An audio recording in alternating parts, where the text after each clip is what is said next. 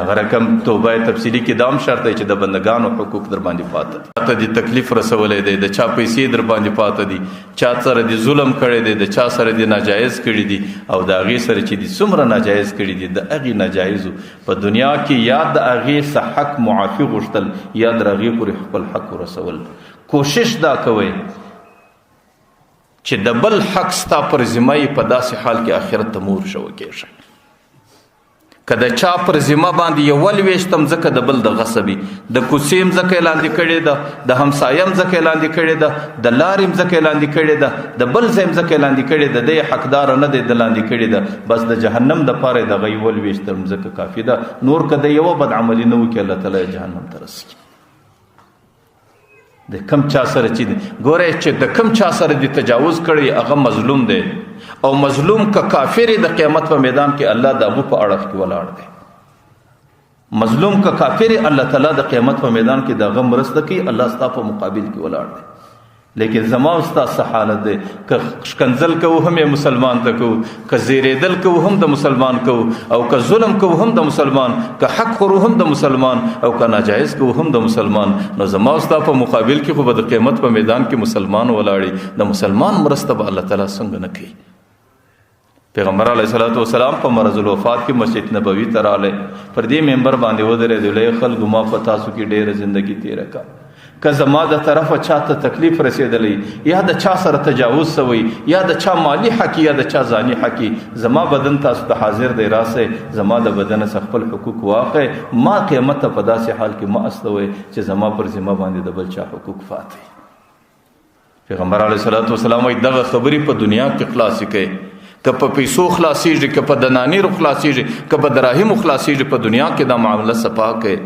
هغې ورځ ته ځان مه رسوئ چې کوم ورځ باندې بیا دراهم نسته، دنانیر نسته، په هغه ورځ باندې بغیر د پښیمانۍ و د ژړا سړي ته هېڅ نه وي ورپاته. زه دا وایم چې د بندګانو د حقوقو د ادا کولو فکر وکړئ، چې د کم چا سره د آخرت او د قیامت د ورځې فکر ورسره یې، هغه ته دا خبرې اسان نه وي. هغې بیا بل له ننواتې هم ورتلی شي، هغې ته بل ته پښیماني هم کولی شي، هغې بل ته خپله عاجزي هم پېښولی شي، هغې د خپل حق د بل حق د خپلو پیسو سم ورکولی شي. حکیم الامت حضرت اشرف علي تانوي رحمت الله علیه په آخر عمر کې یو رساله ولیکل العذر والنذر په نامه باندې، هغې ټولو متعلقینو ته ور واستوله، او دا یې کې لیکلي و چې خلکو که د چا پر ما باندې حق راسئ، زما خپل حق واخلئ. زما د رخصت شپې دي، ما په داسې حال کې ما استوئ چې زما پر ذمه د بل حق نه پاتې. لیکن زه یوه خبره آخره کوم، هغه دا کوم چې ګورئ ظاهرا خو خلک دا وایي چې د بنده حق چې سړی د بنده څه معاف نه کړي د سړي غاړې نه خلاصېږي. لیکن حکیم الامت اشرف علي تانوي رحمت الله علیه د دې دپاره یو ډېر ښه نسخه لیکلې ده. هغه وایي ته صرف کوشش روان کړه، ته د ځانه سره اوس دا فکر پیدا کړه چې زه به د دې خلکو حقونه ورکوم، دا خلکو ته چې ما تکلیف ورسولی دی د هغو څه به معافي غواړم، او په دې فکر کې روان سه، او دا کوشش په دماغ کې جاري ساته. که په دغه حال کې مرګ در باندې رالی، الله تعالی هغې خلکو د حقوقو څخه خلاصوي. د دې دپاره د بخاري شریف یو واقعه را نقل کړې ده. یو سړی دی، د هغې څه ډېره ګناه وسوه، هغې نه نوي انسانان قتل کړو. آخر یو عیسائی راهب لرالی چې زما د توبې شکل به څنګه وي، هغې ورته ویل زما د درباره څه لرې څه ستا توبه نسته. هغې وایي چې زما توبه نسته، هغه راهب یې پسې قتل کړي. څه لیک راکړو چې کله د هغې څه وروسته یو عالم لرالی د مسلمانانو، هغې ورته ویل چې ګناه خو دې جرم خو دې ډېر لوی دی، لیکن ستا جرم او ګناه چې هر څومره لوی د الله رحمت تر دې ډېر لوی دی. ول څه وکړم؟ ول ورسه پلانکي کلي له ورس، هغه کلی د نصره په نامه باندې و، او دا په کم کلي کې چې ته اوسېږې دا د ګناهګارانو کلی دی، د دې نوم کفره و. ول د دې کفره کلي څه وځه، هغه نصره کلي له ورسه، هلته د بزرګانو اوښکې تویې سوي دي، هلته د خلکو ژړاګانې سوي دي، پر هغه مځکه د الله تعالی د رحمت بارانونه راورېږي. الله ته دې الله تعالی په ډېر ښه شکل توبه قبلوي. هغه سړی د کلي سره روان سو، هغه کلي له روان سو چې په لاره کې رالی، په لاره کې د پښو ولوېدی، مرګ ورباندې رالی. روایتو کې راځي فنأ بصدرها، پر دې سینه دا کلي وخواته لږ وروڅ کېدی. آخر چې مرګ رالی، برای خالي مخ د هغه کلي و طرف ته وغورځاوه، په دغه حال کې به مړ وفات سو. یو طرف ته د وفات څخه وروسته د رحمت فرشتې هم رالی، او د عذاب فرشتې هم رالی. د عذاب فرشتې وایي موږ یې وړو، د رحمت فرشتې وایي موږ یې وړو. فیصله د الله تعالی در درباره پورې ورسېده.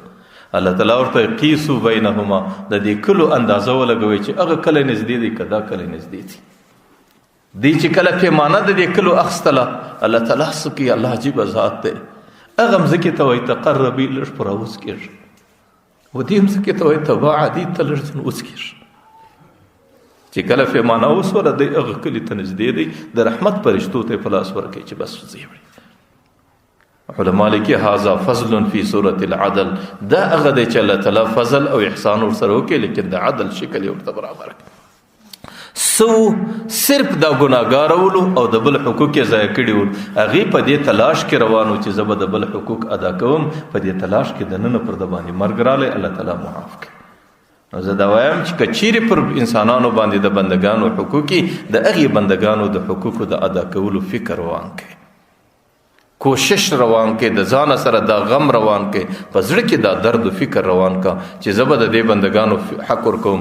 که چیرې په دغه دورانیه کې الله تعالی ستا د مرګ فیصله کړې وه د الله تعالی د رحمت څخه هیڅ بعید او لرې نه ده چې الله تعالی به تا په هغې خلکو کې شماري چې کومو خلکو د خلکو حقوق ادا کړي دي. نو دا هغه توبه تفصیلی ده چې کم چاته الله تعالی دغه توبه ور نصیب کړه الله تعالی به نن د هغې د جنت پروانه لیکي، الله تعالی به د هغې نن د جهنم ازادي لیکي. چې د مازدیګر په وخت کې کومې پروانې راځي نو الله تعالی به د ده نمونه کې لیکلي. خو زه دا وایم چې خلکو دا مبارکې شپې دي، آخرنۍ ورځې دي، د دې ورځو قدر وکړئ. دې ورځو کې د الله تعالی ته خپل عاجزي پیش کړئ، په دې ورځ کې د خپل رب سره صلح وکړئ، په دې ورځو کې د خپل جهنم د ازادېدو فکر وکړئ. او ما په تېره جمعه کې دا ویل چې د دې ورځو د فکر کولو بهترین ترتیب دا دی چې د الله تعالی دربار ته ننوات کښېنستل، خپل عاجزي او خپل ژړا کول. او په تېره جمعه کې ما درته ویل د ننوات بهترین شکل دا دی د الله تعالی په کور کې په اعتکاف کې کښېنستل. لیکن زه تاسو ته وایم چې اوس هم ستاسو څه د اعتکاف موقع نه ده تېره. اعتکاف درې قسمه دی. یو واجب اعتکاف دی چې پر سړي واجب وي، هغه اعتکاف دی چې سړی پر ځان باندې نظر کړي که زما پلانکی حق کار اوس زه به دونه شپې اعتکاف ادا کوم، دا اعتکاف پر سړي واجب دی. دویم سنت کفایه دی، لکه عام طور په هر مسجد کې پر ټوله کلي باندې دا واجب سنت ده چې یو معتکف پکښې نه وي، چې یو سړی کښېناوي غاړې د دې ټولې کلي په خلاصې دي لیکن ثواب یې کړ د معتکف دی. دا ته سنت اعتکاف. او دریم اعتکاف نفل دی. نفل اعتکاف دې ته ویل کېږي چې په هغه دروازه راننوتې چې در څو پورې په مسجد کې ته اعتکاف والی چې د مسجد څه ووتې ستا اعتکاف خود به خود ختم شو. نو زه دا وایم چې د لیلة القدر ثواب د الله تعالی د عبادت ثواب دا صرف د هغه چا نه دی په نصیب چې اعتکاف واجب کوي یا نو سنت اعتکاف کوي. دغه فاتت سبا د تاک شپه ده، بل سبا د تاک شپه ده. زه د نوجوانانو ته وایم چې ماخستن لمونځ یې وکړئ، ماخستن لمونځ په جماعت وکړئ، د هغې څه وروسته بستره راوړه چې زه در سهاره په دې مسجد کې معتکف یم. که چیرې په دغه شپه الله تعالی د لیلة القدر فیصله کړې وه ته د لیلة القدر پیدا کوونکی، ځکه ته هم په اعتکاف کې ستا د اعتکاف او د بل سړي د اعتکاف یوه ذره فرق نشته. صرف فکر ته ماخستن اسیم ته بېدېږې در سهاره پورې چې په کور کې بېدېږې په دې مسجد کې بېدس چې د کور د پیشلمي دپاره راکښېنې په مسجد چې په مسجد کې د سهار لمونځ وکړئ بېشکه برته خپل کور ته ولاړ شو. چې کم څوک دغه نفلي اعتکاف تیر کړي په دې تاک شپو کې صرف ماخستن راسي په اعتکاف کې کښېني او د اعتکاف په نیت باندې شپه په مسجد کې تیره کړي، که په دغه تاک شپو کې الله تعالی لیلة القدر راوستلې وه او د ده په نصیب وه بیا به د ده په نصیب د لیلة القدر ثواب وي. او ځکه دا هم څوک نشي کولی. زه د نوجوانانو ته وایم اسانه شکل دا دی چې د خدای په خاطر صرف د ماخستن لمونځ صرف د سهار لمونځ په جماعت باندې وکړئ. په دې شپو کې د ماخستن لمونځ په جماعت وکړئ، د سهار لمونځ چې کم چا د ماخستن لمونځ په جماعت باندې وکړئ حدیث شریف دی الله تعالی دا نیمه شپه په عبادت کې ورولېږله. چې کم چا د سهار لمونځ په جماعت باندې وکړئ الله تعالی دا دویم نیمه هم په عبادت کې ورولېږله. د دې سړي ټوله شپه په عبادت کې سوله، او که پر دغه شپه باندې لیلة القدر برابر سي نو د ده د لیلة القدر عبادت په نصیب کې دی. او د لیلة القدر عبادت خیر من الف شهر، دا در زرو میاشتو هم افضله دی، دا در ډیرو زیاتو بېشمارو کلونو هم افضله. الله دې زموږ او ستاسو روژې قبولې کړي، الله دې زموږ او ستاسو عبادتونه الله تعالی دې دغه ورځې دغسې په غفلت کې نه راباندې تېروي چې کم د لیلۃ القدر ټافي دی الله تعالی دې په دې کې د عبادت کولو توفیق راکړي. الله تعالی دې د عرش صدا سے پروانه راوستي چې پای کې زموږ د اسادې نمونه لیکلي. الله تعالی دې منا امید کوي نه، الله تعالی دې منا امید در دې میاشت نه تیری. الله تعالی دې د سو خبرې قبول کړي. واخر دعوانا